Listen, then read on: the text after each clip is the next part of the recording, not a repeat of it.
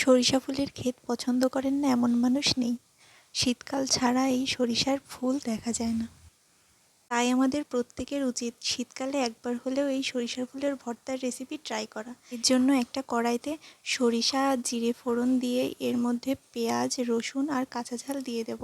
তারপর দিয়ে দেব স্বাদ মতো লবণ আর হলুদ। তারপর এটা একটু নাড়াচাড়া করে সরিষার ফুলগুলো এর মধ্যে দিয়ে দেব।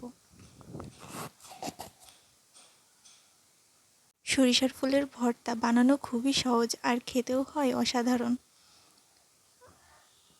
শীতকালে আমাদের প্রত্যেকের উচিত এটা একবার হলেও ট্রাই করা। এটা ভালো করে ভাজা ভাজা করে নিতে হবে।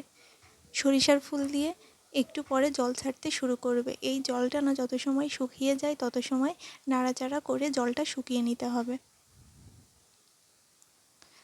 যারা সরিষার ফুল এর আগে খেয়েছেন তারা তো জানেনই এটা কতটা সুন্দর খেতে। ভালোভাবে ফুলটা ভাজা হয়ে আসলে এটা নামিয়ে নিতে হবে। এরপর শিলনোড়ায় বা ব্লেন্ডারে ভালো করে বেটে নিতে হবে।